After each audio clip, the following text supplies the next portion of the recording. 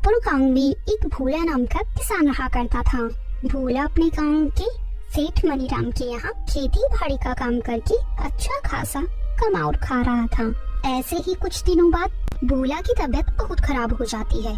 भोला की पत्नी माया भोला को ऐसे देखकर कहती है, अरे सुनिए जी, आज आपकी ना तबीयत ज्यादा ही खराब है, आप तो खाट से उठ भी नहीं पा रहे, तो आज आप ऐसा करिए, काम पर मत जाइए। माया, मैं काम पर तो नहीं जाता, लेकिन तुम अपने गांव के सेठ मनीराम जी को जानते ही हो, वो किसी की मजबूरी नहीं समझते। मुझे नहीं पता, मैं आपको काम पर नहीं जाने दूंगी, आप बस आज घर पर आराम करोगे। मैं जाकर सेठ जी से बोला कि आज आप काम पर नहीं आओगे। जरा संभल कर जाना माया, क्योंकि सेठ जी का व्यवहार बिल्कुल सही नहीं है। वो किसी को कुछ भी बोलने से पहले कुछ नहीं सोचते, जो मुंह में आता है वो वही बोल देते हैं। भोला की तबीयत खराब होने की वजह से माया सेठ मनीराम के यहाँ जाती है और वहाँ जाकर देखती है कि मनीराम गांव के नामों को खरी खोटी सुना रहा होता है।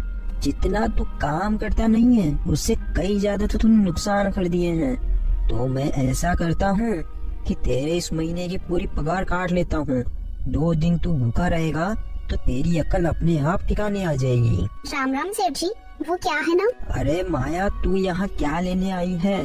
तेरा मर्द कहाँ है? खेत में क्या तू काम करेगी? सेठ जी, मैं तो बस आपसे यही कहने आई थी कि आज वो काम पर नहीं आ सकते, क्योंकि उनकी तबीयत बहुत ही ज्यादा खराब है। अगर तेरे मर्द की तबीयत खराब है तो इसमें मैं क्या करूँ? मेरे खेतों में तो बहुत काम पड़ा है। अगर वो नहीं आएगा तो क्या उसका बाप आकर मेरे खेतों में काम करेगा? सेठ जी, आप तो जानते ही हो कि वो कभी छुट्टी नहीं करते, लेकिन आज सच में उनकी तबीयत बहुत ज्यादा खराब है। सुन ले माया, तेरे पति को जाकर बोल देना, अगर वो आज काम पर नहीं आया तो कल से उसे काम पर आने की जरूरत नहीं है। तुम लोगों का बस यही है, जैसे ही कोई काम बोल दो तो तुम्हारे तबीयत के या फालतू के बहाने शुरू हो जाते हैं। सेठ जी, आप मेरा विश्वास तो कीजिए, मैं सच बोल रही हूँ। सच में आज वो चलने तक की हालत में नहीं है, इसलिए मैं आपसे यही कहने आई थी। ठीक है, चल अब चिरोना बंद कर और निकल यहाँ से। माया उदास होकर वहाँ से अपने घर आ जाती है और घर के कामकाज करने लगती है। अरे माया, तुम इतनी उदास क्यों हो? क्या हुआ? सेठ जी ने तुमसे कुछ कहा क्या? अरे कुछ नहीं, उन्होंने तो मुझे बिना बात के ही सुना दिया, लेकिन कोई बात नहीं, आपकी तबीयत ठीक हो जाएगी ना तो आप काम पर चले जाना। अगले दिन भोला थोड़ा ठीक महसूस करता है तो वो अपना खाना लेकर खेत जाने के लिए निकल जाता है। अरे भोला, तू यहाँ क्या लेने आया है? कल तेरी पत्नी ने तुझे बताया नहीं कि तुझे मैंने यहाँ आने से मना किया है? सेठ जी, मुझे माफ कर दीजिए, कल सच में मेरी तबीयत बहुत खराब थी। आज मुझे थोड़ा सही लगा तो मैं काम करने आ गया, और अगर मैं आपके यहाँ खेतों में काम नहीं करूँगा तो खाऊंगा क्या? ठीक है, अब यहाँ खड़ा होकर गिड़गिड़ा मत और टाइम खराब मत कर, जाकर खेतों में काम कर। भोला दिन भर खेतों में काम करने के बाद शाम होने पर अपने काम का हिसाब देने सेठ मनीराम के पास पहुँचता है। उस वक्त सेठ के घर में चोरी होने का हल्ला हो रहा था। अरे किसने मेरे पैसे चोरी किए? न जाने कौन आया था यहाँ। मेरे पूरे 15,000 यहाँ रखे थे। अरे भोला, तू कब आया यहाँ? सेठ जी, बस मैं तो 5 मिनट पहले ही यहाँ आया हूँ, लेकिन यहाँ क्या हुआ? क्यों हल्ला हो रहा है इतना? अरे वाह भाई वाह, क्या तरकीब निकाली है तूने। एक तो चोरी, ऊपर से सीना चोरी। वाह भोला वाह, मैं अब सब समझ गया। तूने ही मेरे घर में चोरी करी है। बता, मेरे पैसे कहाँ रखे हैं? नहीं सेठ जी, मैंने कोई चोरी नहीं की। मैंने आपके यहाँ से कोई पैसे नहीं लिए। मैं तो बस दिन भर का काम का हिसाब देने यहाँ आया था, और यहाँ आकर देखा तो हल्ला हो रहा था। अक्सर सभी चोर यही कहते हैं, मैंने चोरी नहीं करी। तू सब सच सच बता रहा है या तेरी चमड़ी उधड़वा दूं? सेठ जी, मैं सच बोल रहा हूँ, मैंने आपके यहाँ कोई चोरी नहीं की। मेरे बीवी बच्चों की कसम, मैंने आपके घर से पैसे नहीं चुराए। मैं भला आपके यहाँ चोरी क्यों करूँगा? आपके यहाँ काम से ही मेरा घर चल पाता है। तेरे जैसे लोगों पर मुझे बिल्कुल भरोसा नहीं है। जब चोरी पकड़ी गई तो तुम लोग अपने परिवार की झूठी कसम खाते हो। नहीं सेठ जी, ऐसा नहीं है। आप मेरे ऊपर इतना झूठा इल्जाम मत लगाइए, मैं सच बोल रहा हूँ, मैंने यहाँ कोई चोरी नहीं की। अगर बोला तू अपनी भलाई चाहता है तो अपने परिवार को लेकर इस गाँव को छोड़कर हमेशा के लिए चला जा, और अगर कल सुबह होने पर इस गांव में तू मुझे दिखाई दिया तो तेरे और तेरे परिवार के लिए अच्छा नहीं होगा। सेठ जी, आप मेरे ऊपर ऐसा जुल्म मत कीजिए, ये तो सरासर गलत है। मैं चोर नहीं हूँ, मैंने आपके यहाँ कोई चोरी नहीं की।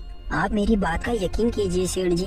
भोला तू यहाँ से चला जा और मुझसे जुबान मत लड़ा। मैंने जो एक बार बोल दिया बस वही होगा। सेठ भोला की एक बात नहीं सुनता और उसे गांव से निकलवा देता है। भोला अपने बीवी बच्चों को लेकर हरियापुर के पास ही गांव लखनपुर चला जाता है और वहाँ के सरपंच के पास जाता है। कौन हो तुम लोग, कहाँ से आए हो, बताओ तुम्हें क्या काम है। सरपंच जी, मैं हरियापुर गांव का रहने वाला हूँ, लेकिन वहाँ के सेठ मनीराम ने मुझ पर चोरी का झूठा इल्जाम लगा दिया और मुझे गांव से निकलवा दिया। लेकिन मैंने सच में वहाँ कोई चोरी नहीं की, भगवान की कसम खाकर कहता हूँ। अरे नहीं भाई नहीं, तुम्हें कसम खाने की कोई जरूरत नहीं है। लेकिन कोई भी आदमी किसी पर ऐसे बिना किसी सबूत के झूठे इल्जाम कैसे लगा सकता है। मुझे नहीं पता सरपंच जी, लेकिन मैंने जहाँ भी काम किया मैंने पूरा काम मेरी ईमानदारी से और मेरे लगन से किया। लेकिन फिर भी मुझ पर ऐसा इल्जाम लगाकर मुझे गांव से धक्के मारकर निकलवा दिया। कोई बात नहीं भोला, तुम दुखी मत हो, तुम्हारा हमारे गांव में स्वागत है। मैं तुम्हें रहने के लिए घर दूंगा, बस तुम मेरे खेतों में काम करके अपने खाने जितने और मुझे खाने जितने पैसे दे दिया करना। आपका बहुत बहुत धन्यवाद सरपंच जी, आपने मेरे बुरे समय में मेरा साथ दिया। मैं आपका ये एहसान कभी भूल नहीं पाऊंगा। सरपंच जी, हमें समझ नहीं आ रहा हम आपका शुक्रिया कैसे अदा करें, लेकिन हमारा आपसे वादा है हम दोनों आपके खेतों में मिल लगाकर काम करेंगे, आपको कभी शिकायत का मौका नहीं देंगे।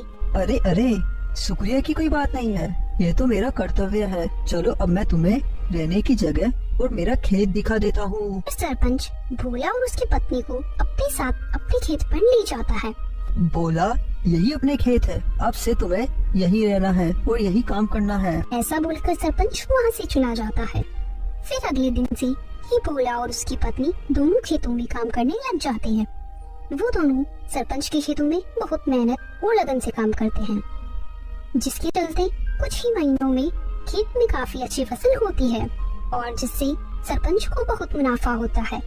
बोला सच में तुम बहुत अच्छा आदमी हो, तुमने मेरा दिल जीत लिया और तुम जिस घर में रह रहे हो आज से वो घर तुम्हारा है, आज से उस घर के मालिक तुम हो। ये सुनकर भोला बहुत खुश हो जाता है। तो दोस्तों, हमें इस कहानी से यही सीख मिलती है, हमें हमेशा सच्चाई का साथ देना चाहिए और ईमानदारी से काम करना चाहिए।